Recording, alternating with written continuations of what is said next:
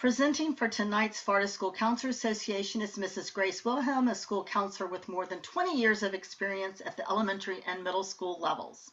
She has presented for FSCA, ASCA, and at international schools overseas. Her presentations include play therapy, disaggregated data, RAMP, and stress management. She has been the Duval School Counselor of the Year and was previously selected as an ASCA School Counselor of the Year semifinalist. In January of 2022, Grace will represent Florida as our 2021 School Counselor of the Year in Washington, D.C. Grace has achieved National Board Certified Counselor status, received RAMP twice, an FDOE PTSA Parent Involvement Award. Her published works include games and play to enhance counseling and teaching strategies, Anger in Me, and Stress Busting. Also presenting tonight is our current Florida School Counselor of the Year for 2022, Mr. Joshua Nelson. Joshua is the school counselor at Richard Lewis Brown Gifted and Talented Academy. He is a proud graduate of the University of North Florida, receiving his bachelor's degree in elementary education in 2009 and his master's degree in counselor education in 2016. He has worked in education for 13 years, spending 2010 to 2015 as an elementary teacher for 2nd through 4th grade and as an elementary school counselor from 2016 to present. As a teacher, he was Teacher of the Year at Annie R. Morgan Elementary and was a semifinalist for the Duval Teacher of the Year in 2012. In 2017, he was the Teacher of the Year for R.L. Brown and as a school counselor. In 2020, R.L. Brown became a RAMP school, and in 2017, he was the Lucille Kreisel School Counselor of the Year for Duval County and represents us now as the 2022 Florida School Counselor of the Year. Grace and Joshua, you now have the floor. It's great. Thank you, Jeannie. Good evening, everyone. Thank you for joining us tonight. And Grace and I are very excited tonight to share with you the things that we've learned about RAMP and the positive impacts that RAMP has on our school, our students, and on our community. Just as they mentioned, Grace and I, we both won RAMP in 2020, and through collaboration, we were able to see the great effects that has on our students and on our school as a whole. So thank you for joining us. Today, what we want to do to kick everything off this evening is we'd like to start with a poll. We want to identify where we are in the RAMP process. We want to get to know you a little bit. So what I'd like for you to do is you can either take your phone and you can scan this QR code, or in the chat, I'm going to place the link here so you can go and you can access it right now. And if you could just click that link, so that and if you could answer those 3 questions, and what we're going to do is we're going to look at that together, and that's going to help us know how to drive this session this evening and what we can do to better motivate you and encourage you on your RAMP pursuits. So go ahead and click the link or scan that QR code for us, please.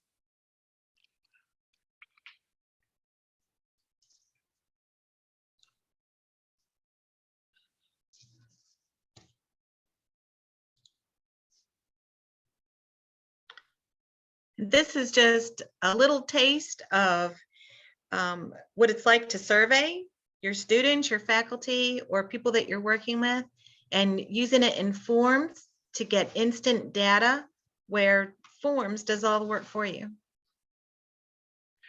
So what you see happening now is we are getting your responses live on your screen. You should be able to see those responses happening. So I'm going to give you another about minute to finish inputting those responses. And then what we'll do is we'll look at this data together, and this is going to help drive our delivery tonight.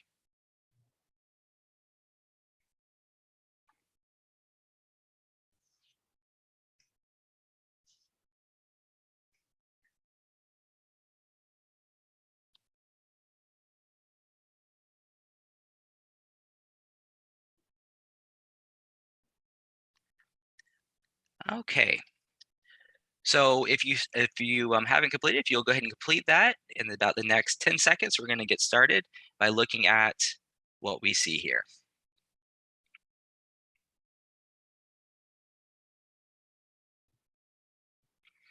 So as Grace shared, Forms is a great way for us to take survey data And one of the most amazing things about forms is it does a lot of the data digging for you. It gives you graphs. It allows you to see right in real time how things are going, and it allows you to make great decisions during this time and process. So I'm going to go ahead and click view the results here. And as you can see, when you look at it, you can look at each of the recipients' responses as you go, but we want to look at the graphs as a whole to identify where we are. So it looks like almost half of us are in this place of what is RAMP, and that you're interested in learning about what RAMP is. I see that 4 of us has began looking at the RAMP, and 4 of you started collecting that data for RAMP, and we're not, no one's at to that point where you're ready to submit RAMP. One of the cool things that we see is that we're just now getting started. And as we just now get started, what a great opportunity for us tonight to look and see what those foundational pieces that we need to have in place so that you can have a strong foundation, so you can work to build your structure, and allows you to one day ramp your school. I see most of us know our demographics, and that you've created and you begin to implement some plans, that you've done some time studies, and that you have your mission and vision statement, which is what our topic of discussion is going to be tonight, is looking at that mission and vision, looking at the demographics, looking at your time study, and looking at what does your program have currently, and what do we need to do to continue to build our programs. And then if we were to look at an overall scale, we're at a 2.53. So we're sort of um, in that middle section where you are thinking about ramp, but you're not exactly sure if this is something that you want to do. What I want to encourage you with tonight is I want to show you why it's important for you to do ramp, and to show you that this is mission possible, that this isn't something that is far-fetched and like, oh, I don't know if I can do it. I want you to have the mindset that you can do it, and see the positive effects that come with that. So again, just a cool little way for us to take that poll, and this is going to help us tonight as we get started on our presentation with you guys. Thank you for participating in that. Yeah, that gives us a little bit about you. So just to say like what RAMP is, if I can interject there, RAMP, R-A-M-P, does not stand for ridiculous amounts of meticulous paperwork. It helps you to reduce and manage paperwork, but it really stands for the recognized American School Counselor Association model program. And sometimes though, when you look at the rubric that's attached to RAMP, you may feel like it's that top acronym there, the ridiculous amount of meticulous paperwork. And the really cool thing about this is it allows you to really take a deep dive into your school. It helps you to understand your school and your students and your staff, and it really allows you to see the impact that you make each and every day um, at your schools. I want you to know something that I learned as I worked through RAMP is that RAMP is not a sprint, but rather it's a marathon. And as you start working on it, as you start collecting your data, as you start analyzing and reflecting and going back and thinking about what next steps you need to make, is taking each opportunity as a learning opportunity, and knowing that every time that you're looking at and analyzing those pieces and saying, well, that didn't work this time, saying that you now have the opportunity to make positive impact, and that you're continuously growing as a counselor, and as a result your students are able to grow as well. So why do ramp? Grace, why did you do ramp? What was your purpose? Just like you said, getting a deeper understanding of my school and being able to do more counseling. So showing my stakeholders, my principal, the people in my community, that we can have a counseling center in the school, that I'm doing whole groups, small groups, and individual counseling, and I'm there for them as well too in the community, and to show my data and how I'm moving towards that goal of doing more counseling. Very good. And for me, the reason I did ramp was because I wanted to see exactly what the impact was. As a teacher, I was always working to identify what my students' needs were, and trying to meet instruction that was going to help them to continue to improve and meet their goals. And as a counselor, when I first started, I was like, well, I'm doing all this work, but what are the results of the work that I'm doing? And I learned that through the ramp process that I was able to see that I was making an impact on students. I was able to make impacts on families. I was able to make impacts in the classroom, with kids socially, emotionally, academically. And another piece that ramp really led to was it allowed me to have a platform. By doing ramp, it provided me the opportunity to talk to my school board members. It gave me the opportunity to um, allow us to shine and to um, really show the work that we do each day. So without further ado, we're going to get started by talking about ramp and those components of ramp. So Grace, if you want to take us through those 10 components of ramp, and then we'll move forward in the 4 areas that we're going to talk about tonight. Okay, so there are 10 components in ramp: the mission and vision statements, the outcome goals, the mindsets and behaviors, the annual agreement with your principal or the management agreement, the advisory council, calendars, lesson plans, classroom instruction, results report, small group results report, closing the gap, action plan and results report. But before you can do any of those things, there's 4 things that you must do before you can start the process of building your comprehensive school counseling program. So whether or not you plan to ramp up your school and earn that recognition, it's important to build your comprehensive school counseling program. So tonight, this is phase 1. We're going to talk about the 4 things to help you get started.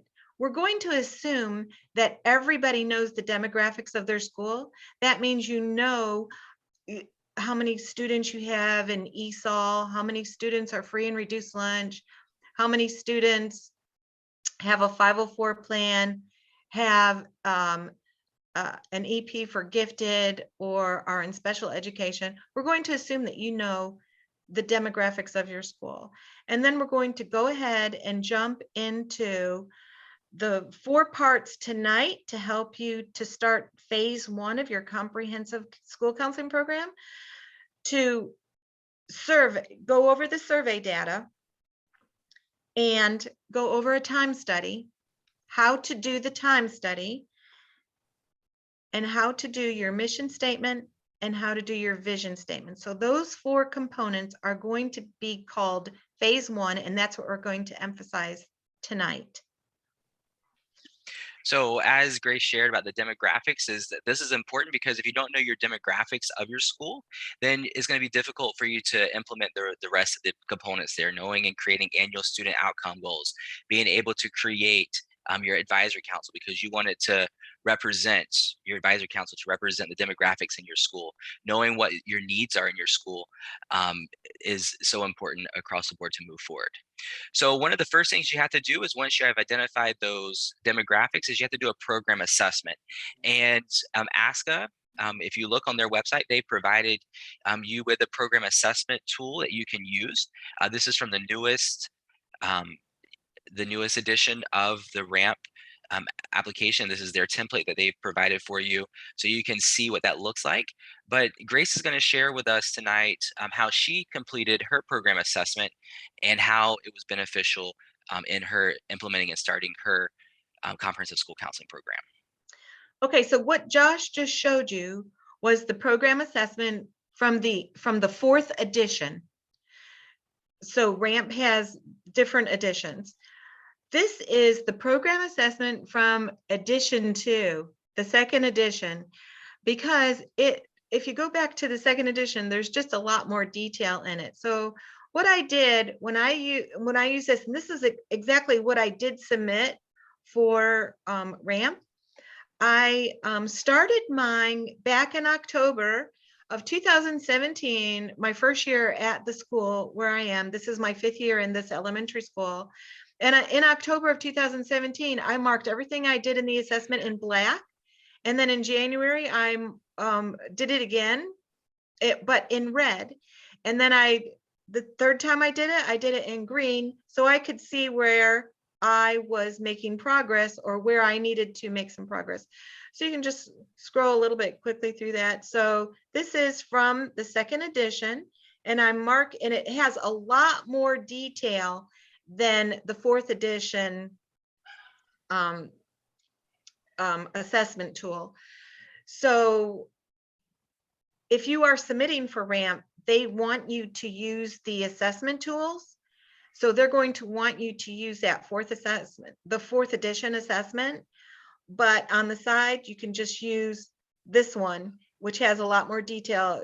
It'll help you to know what you need to work on and what's missing. So that is in my Scribble Scratch right there. And as I'm working through it and I'm making notes and who I need to talk to and on those pages.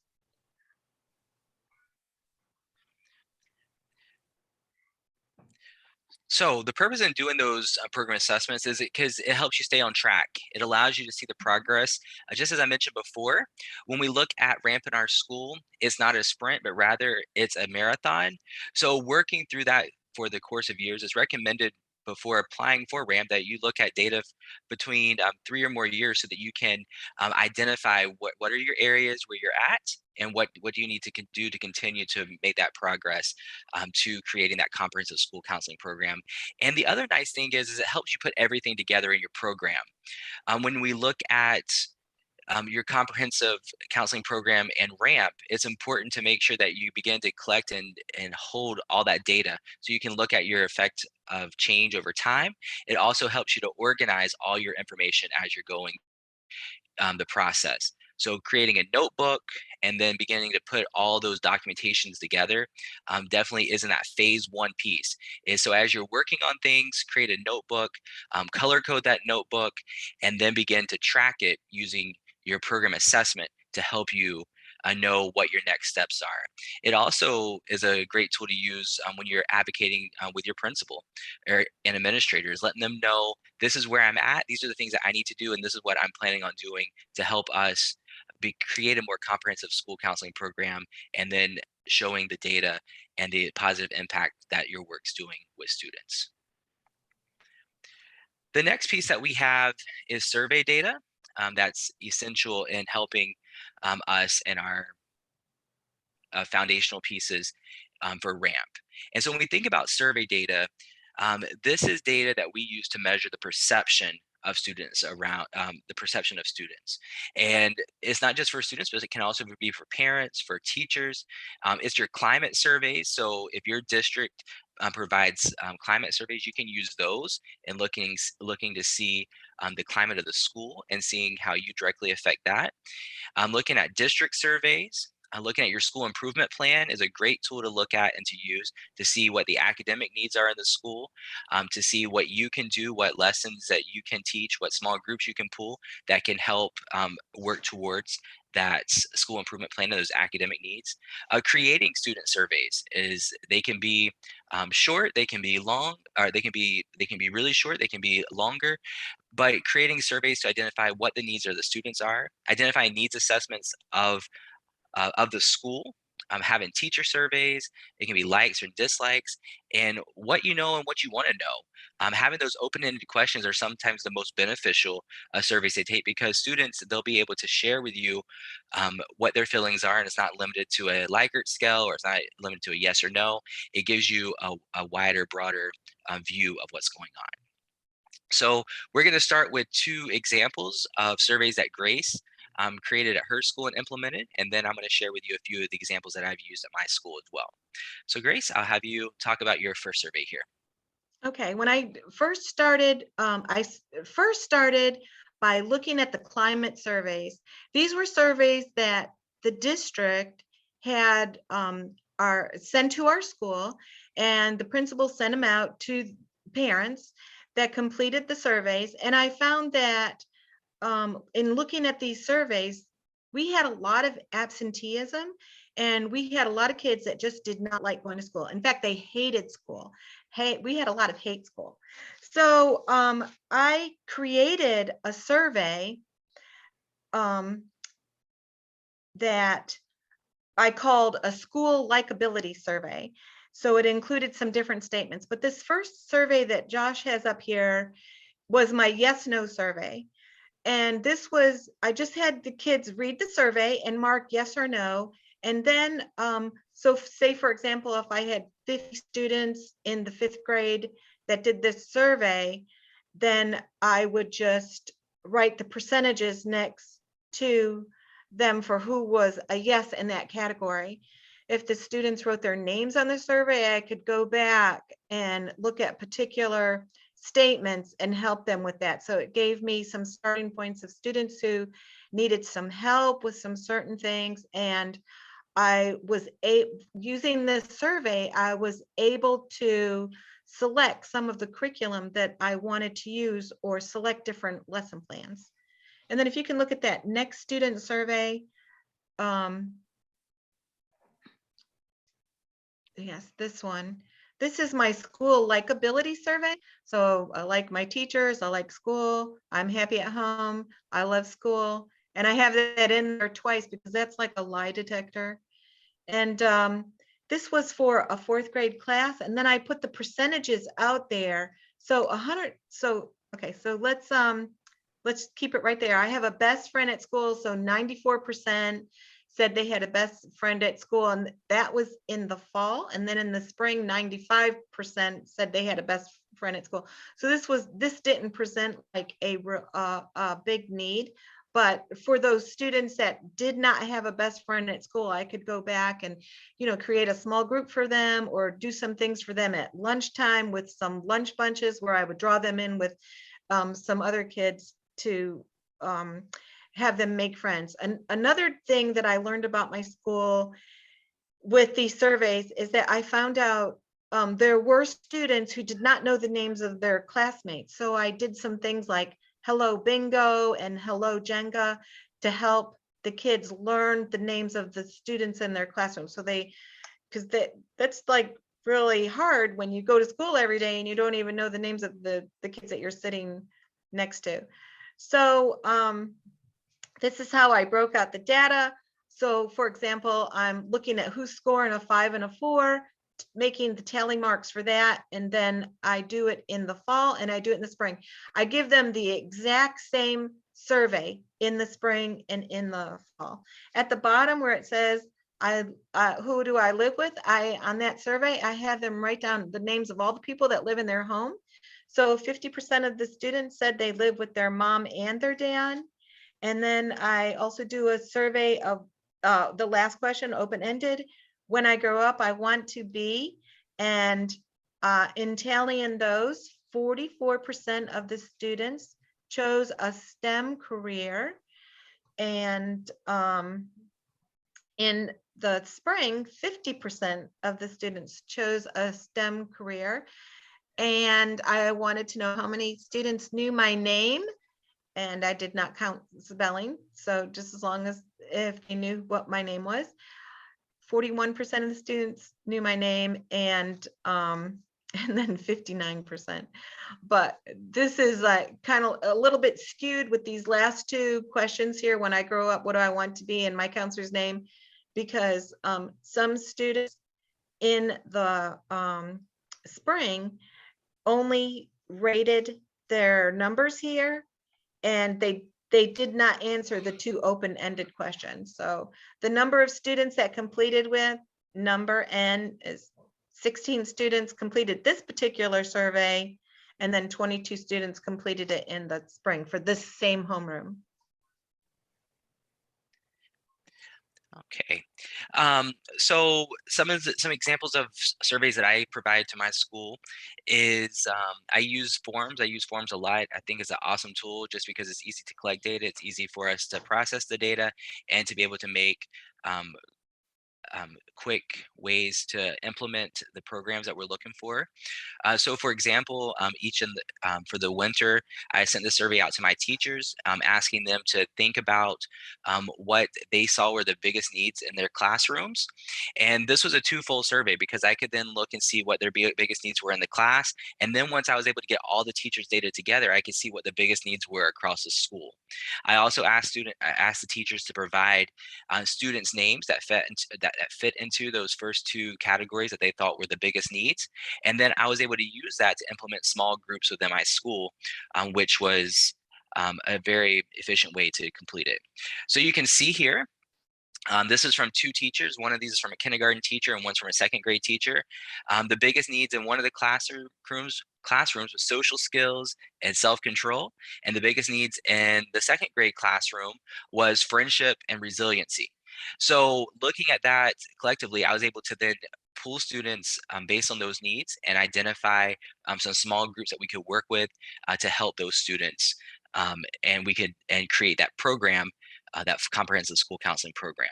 And this is the cool part. So thinking about that, so I do this in the fall, I do this in the winter, and I do this in the spring. So when I look at the overall need of our school, taking all that information from each of the classrooms, forms will actually take those choices and they'll put them in order for you. So when I look at my school, the biggest need that we had was resiliency and growth mindset. And that data was collected for me by using those forms. And then conflict resolution was the next piece. You can see that um, for most of the classrooms, that was the second choice, and for some of them, it was the first choice of the need that was present at the school. So, what an excellent way to collect the data and use it, and to implement it to create that comprehensive school counseling program and to survey the teachers.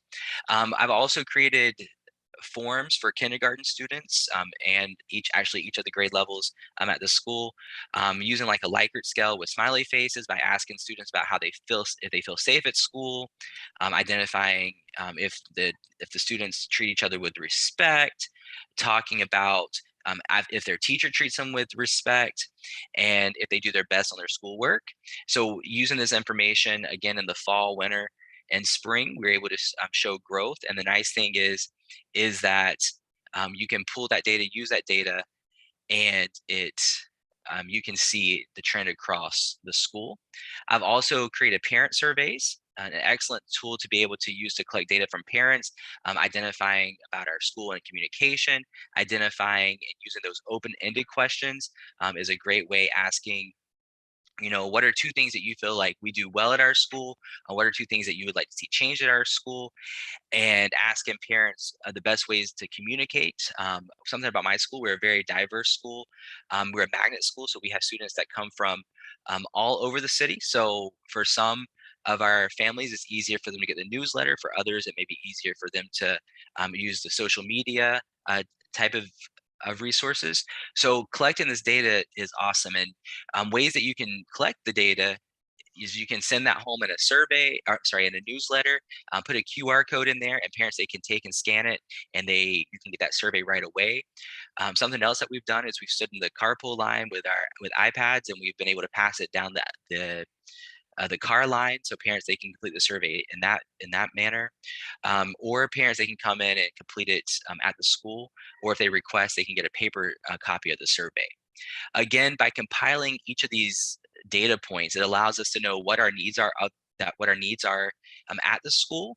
And as we identify the needs of our school, it then allows us to be able to put programs in place to help support students and families so that we can know where we're going. So when it goes to knowing what classroom lessons do I need to implement, what small groups do I need to have in place, what students do we need to work with individually to try to um, help and support in different manners.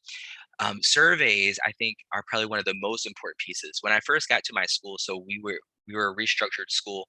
So when I got there in 2016, almost all the staff was brand new at the school. So I think there was three teachers that were there prior to we became the new school, new administration, new counselors. A lot of the students were brand new as well. So we found that I thought it was very important that as coming in, we need to know what the student body was like, what the needs were. So I took the opportunity to sit down and do minute meetings with every student just to identify what do they think about school, what were their tell me a little bit about your family, tell me about how you like, what kind of things you like to do outside of school, identifying if they've ever heard of college before, or if they've ever been to a college campus. Those different types of things really, really help set up my program as I started the school and my program as a conference in creating that comprehensive school counseling program. And that's something that I value. And having student input, one of the nice things is that students are honest, and they'll tell you what areas we need to work on and what areas we're doing well. And having that information really does help create um, a school counseling program that allows us to grow and allows us to make impact on our students and families. Mhm. Go ahead, Grace. Yeah, and so it's really important for that survey. You are measuring the perception of the students. What are they thinking? And then after your small group or your classroom lessons, you're measuring the perception again. And did it change? Did perception change? Did the parents' perception change? The teachers' perception? The students' perception? And you are measuring that. So then you will want to show a graph too of that change in the perception. So you cannot skip that part of your survey data and your pre and your post surveys, because later you're going to show that and graph it. Those are important pieces for your for everything else. You're going to build on this for everything else throughout the year. So it's important not to skip the surveys. They're really crucial at the start of your program. And I like what you said, Grace, when you said that those graphs and charts. I think those graphs and charts, they speak volumes, because just saying them in words and showing, looking at the numbers is sometimes like, okay, what's the big deal? But when you take and graph it and show the difference that you make, it really is pretty astounding, and it allows us to communicate the impact that we make with students to those around us. Now, the next piece that we look at is our use of time in our time studies. This can sometimes seem to be very meticulous, can seem like, oh my goodness, like why am I taking every thing that I do and putting it on a chart? But it's very, very important, because we know as school counselors, sometimes there are many different responsibilities that we may have. And it's important that we are taking and using our time when working directly with students on behalf of students. And one of the best ways to advocate for our position is to do a time study. When it comes to RAMP, you're required to have a time study for both semesters, and looking to show how much of your time is used working directly with students, and where your time is being spent and the other time as well. So And I want to interject here, right here too, excuse me. So don't skip this part. Everyone's like, oh, why do I have to do this? It's just awful. I'm not doing any counseling. Well, in a way, that's a good thing. You can do your time study now. You can write down, everything that you did yesterday, you can use this week for your time study. And it will be, in a way, it's good to show that you're not doing very much counseling, because as you implement your program, you're going to show in your next time study, wow, I did, I only had 20% of my time went to counseling, and now 60% of my time is going into counseling because I've implemented these components for my comprehensive program. So don't skip it. The time study is something that you can start now, yesterday, tomorrow. You can start it now before this school year is over. You can do your time study this week, do your time study the first week of February. But the important thing is to don't skip it. The time study goes on everything from the annual agreement, your management agreement, and different parts of, you're going to show the difference that you made in your reflections using the data from your time study. And so you may say, well, how in the world do I do that? Like, there's many different methods, many different ways. Some people would say, use it in your calendar and go back and tally it all up. Well, thanks to Excel, there's great forms out there now that you can put your time in. Today, I want to share with you, if you go on the ASCA website and you type in RAMP, there are some templates that they provide for you, which are encouraged for you to use during the RAMP process now. So if you go, I have a snippet of what that screen looks like, and it says application templates. If you click on that application templates, it'll give you a list of templates that they want you to use as you're preparing for your RAMP application. But one of those templates is your use of time. Here it is in Excel. And they've redone it, and so it's nice and easy for you to use. You can see that it's broken up into 15-minute increments. So what you're going to do is every 15 minutes you're going to type in over here where it says activity or task. You're going to put what the activity or task was that you were doing during that time period. You see this is an example. They have the parent conferences, then you have data collections, then you have classroom lessons, and then you have some small group and some parent conferences. But then once you put that in, you're then going to go look at the category that it goes under. You have your direct student services, and underneath those direct student services, you have, is this instructional? Is this appraisal and advisement? Is this counseling? Then you're going to look at indirect student services. These are referrals and consultations and collaboration. You're going to go and just put an X under that, whichever category it falls under. Then you have program planning and school support. Does it fall under that category where you're defining, managing, and assessing activities? Or is this a fair share responsibility that you and the rest of the staff work together and do? Or is this a non-counseling school counseling task that you're being asked to do at this time? And again, you're going to take in those 15-minute increments, you're going to put what you did, and then you're just going to put an X right to the side of under which category it falls under. You're going to do that every day for that week. And you can see it's broken up by the day. And then once you get done with the week, it's going to create a chart for you. This one here doesn't have it because I didn't put the data in, but it will automatically create the chart for you. And I'll show you what the chart looks like. And it will give you a specific piece. It will show you your time, your percentage of time in each of those categories. And then it will show you how much direct student services, how much indirect student services, how much time you did in program and planning. And this is going to answer those questions when you go to that administrative agreement. Is going to ask you, this is how much time I spent last year with this. This is how much time I'm spending. This is what my goal is for this upcoming year. And by taking and using this tool, it allows you to show where your time is being spent. If you're saying, well, right now I'm spending a lot of my time doing non-counselor duties, well, take this as an opportunity to share that. I know for me, when I did my time study, I was spending a lot of time doing testing. So I took and used my time study, and I said, during this time, I'm spending almost 50% of the time at testing. And then I took that time study and compared it to referral data. And I went to my principal and said, see, look, all this time that I'm using testing, the number of students having referrals have increased like drastically.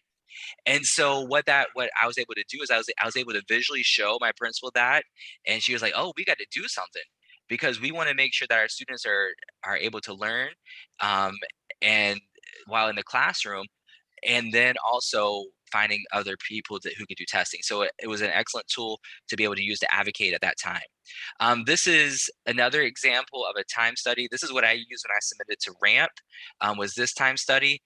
And it's set up very similar to the RAMP one. They didn't have a RAMP form that looked like that when I submitted it back in 2019.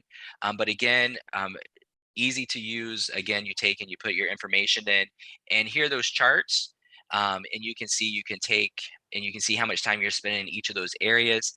And whenever you feel like, oh my goodness, I don't think I'm working and implementing that comprehensive school counseling program, taking that week and just identifying, okay, how much time am I spending, and then using it and analyzing and saying, what can I do to make change, is exactly what we do, because we're change agents. So as we're working on creating change, using this tool is beneficial in doing that. This is the old RAMP, or the old form that they use for use of time. It was a 1-day time analysis, and you can even look at it based on 1 day, and you can see, okay, in that 1 day, how much time did I spend using and implementing that comprehensive school counseling program as a way to show that use of time. So like Grace said, use of time is extremely, extremely important. This is something that we use to advocate for our role. This is something that we use to create and to drive the program, because if we don't have that time to implement the program, then it's not going to work. It's not going to work and create the results that we need. So by creating and implementing that comprehensive school counseling program and seeing where that use of time is before where you're at and seeing where you need to go will help you in creating that foundation. Grace is now going to share her time study that she used when she submitted for RAMP. When I was first doing my time study, I in the spring of 2000. Is that my first one? Yeah, this is your first one. Okay. When I first did my time study, only 12.5% of my time was in counseling. Over 50% of my time was in ESE. So as I shared this at my first advisory council meeting, it was really shocking and almost embarrassing that here I was, a counselor with a master's degree, ready to implement a program in the school, and there was no counseling going on. So the time study helped me to make changes and move forward into that, because like even like Josh said, the principal said, oh, we have to change that. The this data will help show where your time is used, and your principal will help you hopefully to change that so that you are doing more counseling. So the categories here are direct counseling, counseling indirect time, counseling indirect, counseling direct, non-counseling, fair share duties, and lunch. So lunch was calculated into this. And then I made a graph of that. And using Excel spreadsheets, it's very easy once you have those categories in there to just highlight and make a graph. But the this was before 4th edition.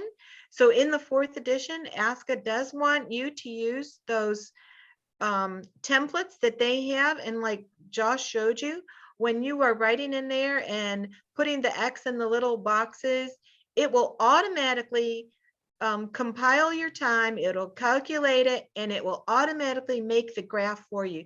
So it's very, very easy. Okay, so if you scroll down there a little bit, okay, so here's my data for the fall with a graph of my time. And there's my counseling direct time, 12.5% in the fall of 2018. And then in the spring, it went up to 37% of my time was counseling, direct counseling time, face-to-face counseling time. Counseling indirect was also 37%. So it was over 70% of counseling time as I moved on. Okay, and then coming down, there's a comparison of my time from fall to spring. And where is my non-counseling time being spent? And most of that was in MRT and ESE meetings at that time. So that's just my non-counseling time. And this is a graph of the percentage of time without fair share duties and lunch added in. So this was just the time that I had in the day, taking out lunch and fair share duty. And this is just another graph, way to look at it. And then this was a detailed graph where I put in the details for August, September, October, and this was 4 different weeks, one week in August, 2 weeks in September, and 1 week in October. And I broke everything out. For example, how much time I spent on 504s or in Harmony or in service, different trainings, ESOL students, gifted students, and so on. This was just a lot of detail in here. So you do not have to do this. Just use the categories that Josh showed you in the template. So you can scroll down a little bit more. And then I put all of that in a chart, a graph to show that, and you can keep scrolling down. So yeah, so this was just a more detailed explanation of my time. But this was also shared with my advisory council, and it just made a huge difference. So I had a school board member in my advisory council. I had parents. I had somebody from the University of North Florida there. I had someone from administration. I had some parents there, and my parent teacher organization president was there, and some teachers. So I had a really good representation of community and business partners, parents, teachers, and school board members. And they were just loving all the data and the graphs because it gave them a clear picture, not just the numbers, but the graphs were, the visual helped them more to understand what was happening. And I totally agree with you, Grace. When it came to sharing the graphs and the data and how we spend our time, um, my advisory council is always amazed with the amount of time and what responsibilities we do and have as counselors. And I've shared this with several of my advisory councils, and and they always say, "Oh man, I had no idea these are the things that counselors do." So by having that use of time and being able to take and to show how we spend our time, it really is eye-opening for all of the constituents there. So now that we've talked about the basis, we talked about that foundation piece, we talked about the demographic, the program assessment, the surveys, the use of time.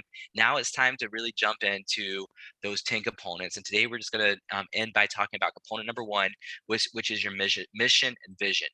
And when we talk about the mission and vision, this is really what sets the ground for the rest of your rest of your ramp and comprehensive school counseling program, because once you know your demographics, once you know and have taken that survey data, you can then work to create the mission and vision of your school, which is going to be used to guide everything that you implement at the school. So Grace, she is a ramp reviewer, so I'm going to ask Grace to share with you what are some of those key things that you look for as you review those ramp applications for the mission and vision. All right, so we're looking for several things. You're going to look at your district mission statement. You're going to look at your school's mission statement, and then you're going to find keywords in the district mission statement and keywords in your school mission statement, and you're going to put those keywords into your school counseling mission statement. Another thing they're looking for is to see if you have equity and access to all for all students. So those are keywords right now: equity and access for all students. Okay. So as you think about building your vision and mission, or if you've already built a vision and mission, going back and revising it, thinking about those keywords of equity and access and success for all students, and thinking about those long range results for students and your mission, and thinking about the future world for your vision statement. And it's always good to go back and reflect on the vision and mission as we're working to build the comprehensive school counseling program, because our schools, they change over time. So going through and looking and making additions and using your advisory council and using your survey data to help build these components is essential. So we're going to start by having Grace review and share with you her mission and vision and how she was able to do that, and then then I'll share my mission and vision with you and how I created mine. So the district counseling mission department, so this is the counseling department in our county. This is their mission statement, or our mission statements. The mission of Duval County School Counselors to deliver a multi-layered, comprehensive, and accountable school counseling program in which equity, access, and academic success for all students is the focus. And then my school's mission statement, which our theme is leadership at my school. To foster an environment of educational excellence for all students by developing the whole child through culturally diverse leadership experiences focused on personal growth, community pride, and global accountability.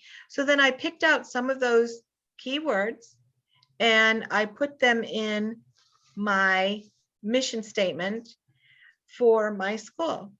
So the mission of my school counseling program is to provide a comprehensive developmental and preventative program to address the needs of students in the area of academic, career, and personal social development. The counseling program also supports personal growth through culturally diverse leadership experiences, because leadership was one of those key words, and having a multi-layered comprehensive school counseling program. Comprehensive was a keyword in there. But remember, this is edition 3, and in edition 4, it's important now in your mission statement that you have the words equity and access for all. So if I was to update this mission statement, and it should be updated, I would include those words in there for equity and access for all. Okay, and if you want to go ahead and share about your vision statement as well, Grace. Okay, and then the school vision statement, well, the district mission statement should be on top. Every student is inspired and prepared for success in college or a career and life. And then the school, their vision statement was every school inspired and prepared for success in life. And then I drew keywords out of there to create the school counseling vision statement. Every student is inspired to reach their fullest potential as the leader of their own destiny through positive choices and academic excellence. And the vision statement is about your future, where you're going in the future. And so when you go back to the rubric, as you formulate your statements, just check off each box. Make sure that you can check off each box in the rubric right there. That's what I did. I just said, does my vision statement describe the future world in 5 to 15 years from now? Did my vision statement do that? And if so, then I'm going to check that off. And then did my vision statement explain, did I have a statement explaining why it isn't provided? If it's not, check that off. And there's a reflection, just a short reflection for your vision and your mission statements. Yeah, and so I'm going to share with you now mine. So when I think about my school, one thing I also think about is the counselor beliefs. So that's something that I included, is thinking about what are my beliefs as a counselor, and also thinking about the beliefs of school, of our school, and using those to also help drive the mission and vision of my school counseling program. So for my vision statement, Grace and I, we're in the same district, so we had the same vision statement for the school counseling department and the same one for the district's vision statement. But for my school, it says at Richard Lewis Brown Gifted and Academically Talented Elementary School, we are a community of diverse learners committed to engaging the whole child in rigorous instruction that challenges them to think critically, take risk, and reflect on their learning.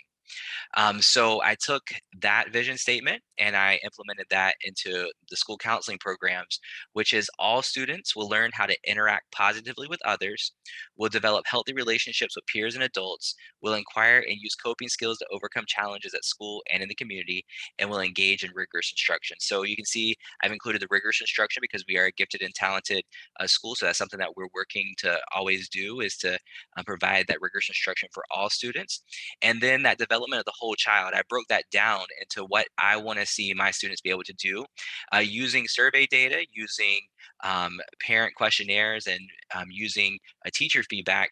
These are the areas that we want to develop. We want to develop in healthy relationships with peers. We want to help them with coping skills, and we want them to overcome those challenges and barriers that they may have as they are coming into school. And then thinking about the future, students will leave RLB prepared for success in middle and high school, and will set and achieve their academic, personal, and post-secondary career goals. So that's where we're looking at on that rubric, saying, okay, this is where they're at now, but what do we want them to be able to do in the future? Well, we want them to be able to achieve their goals academically, personally, and post-secondary, whether it's college and or career. Then when thinking about the mission statement, I took our school's mission statement and our district's mission statement, which Grace has already went over those two. The school's mission statement is the faculty and staff of Richard Lewis Brown Gifted and Academically Talented Elementary School will empower students to be successful in a global world. So when I think about that empowerment piece, I thought about, well, what do I want to empower my students to do? Well, I want to empower my students to achieve. So I took the mission statement as the school counselor will collaborate with students and stakeholders to provide a data-informed comprehensive school counseling program, which provides equity and access so all students achieve. And what do I want them to achieve? Well, I want them to achieve academically. I want them to achieve in college and career readiness. I want them to achieve and have a growth mindset, again, making a connection back to the vision statement. I want them to achieve in creating individual goals. I want them to achieve in exploration of colleges and careers. I want them to achieve in various strategies for learning and social skills. And I want them to achieve emotionally and socially. So by having that mission statement, that's what I create all my programs based off of. Our mission is, what do we want to do each day to encompass um, our school counseling program? Well, these are the things that I want to do, and how am I going to do it? Well, that's going to be reflected in the program that I implement at the school each day for our students. So you can see, when using the rubric, that we emphasize that equity and access for all students, and thinking about the long range results for students is what I want them to be able to do as a result, and what I want them to be able to achieve during this time. And as Grace said, there's also reflection that you have to do for your vision and your mission, and thinking about how we address the equity and access for students, and what we do to ensure that all students are able to achieve. So I know this has been a lot of information this evening, as we've talked about these 4 foundational pieces of the school counseling program. But know that, again, that this is a marathon. So start small. Start by identifying your demographics. Start by doing that program assessment. Start doing your use of time study now, so you can see, this is where I'm at, this is where I need to go. Create some surveys, and then use it to take off. I know that it can seem daunting at times when you're looking at everything that has to be done, but know the change that happens when, and the platform that you get when you begin to collect data, share data, and not just the impact that you have for yourself, but the impact that you have on students as you are working to create change at your school and with your students each and every day. Thank you so much for giving us the opportunity to share tonight. And I know there may be some questions in the chat that Grace and I would be glad to answer. Or if you have any questions, feel free to put those in the chat now. But it's been a pleasure sharing this with you tonight.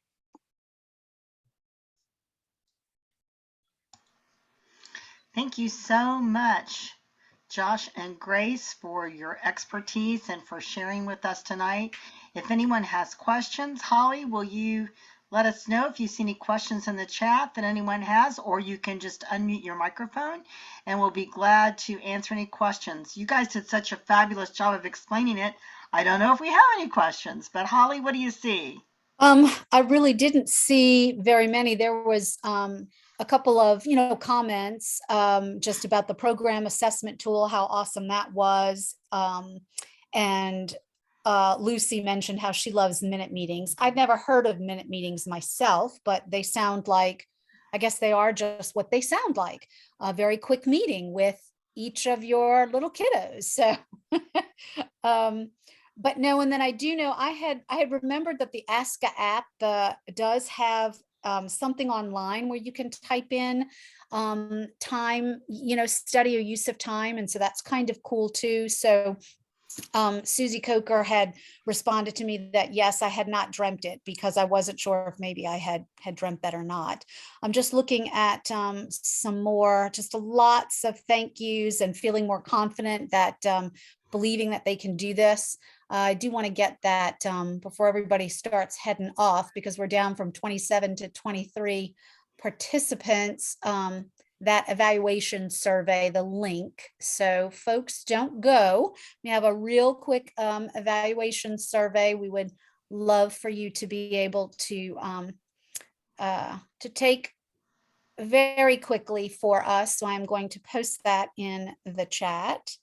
So while Holly's posting that survey to evaluate tonight's webinar for Joshua and Grace, if you wouldn't mind, if you've not already done so, please put your first and last name, your level, your district, and an email if you would like any follow-up from Joshua or Grace.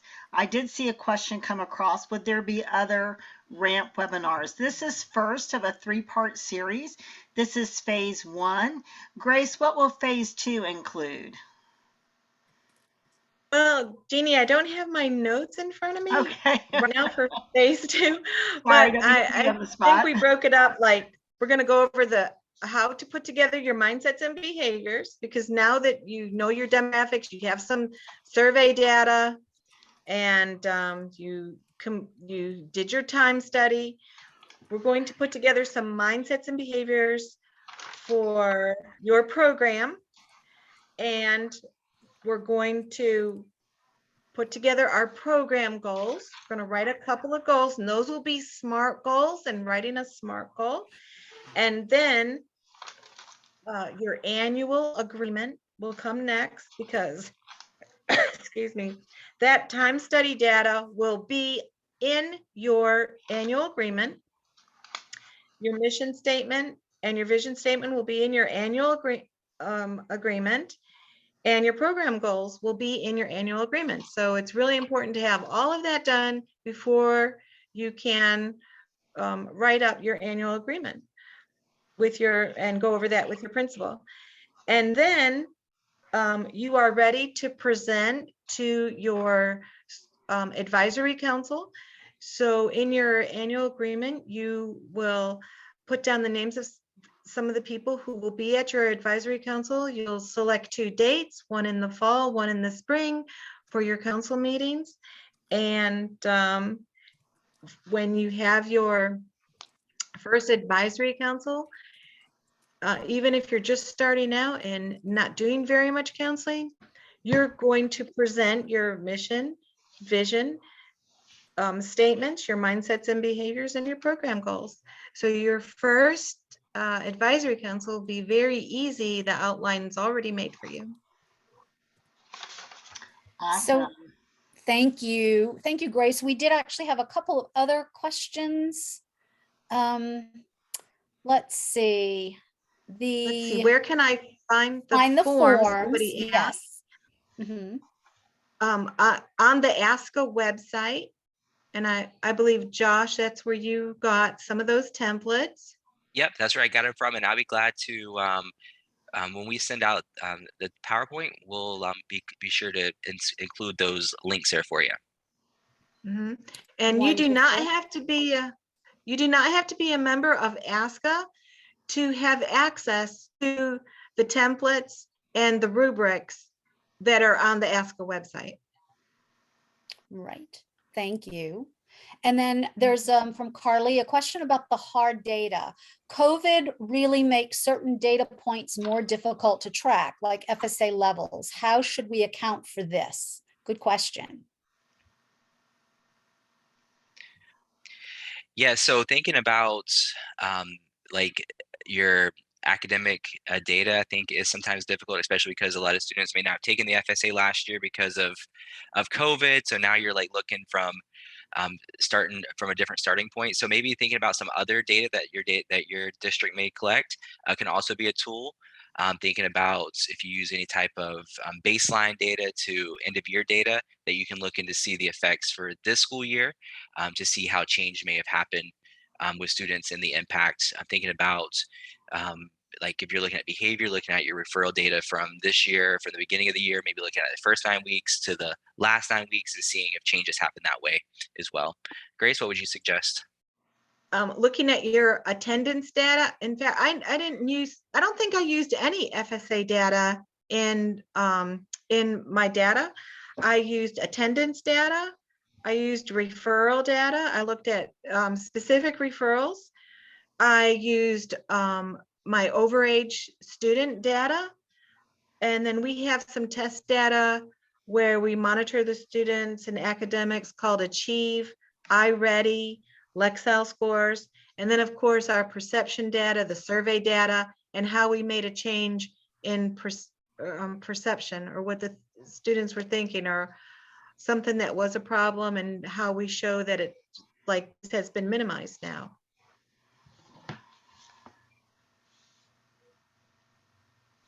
Did that clarify things for you? She said thank you. Very good. All right, Holly, do we have any other questions? I do not see any other questions. But a lot of, I think everyone who was on here really enjoyed the information. It's nice to have it kind of broken down and to look at it sort of step by step. So I'm excited to try and continue the journey with some of my counselors who are willing to take the plunge. So Well, thank you very much, everyone, for coming. Thank you, Joshua and Grace. We appreciate you sharing your expertise. And we'll wish everyone a very good night. Thank you. Yes, thank you, everyone. Thank you. And thank you so much. Y'all have a wonderful evening. Thanks, Cheers. Josh and Grace. Appreciate it. Thank you.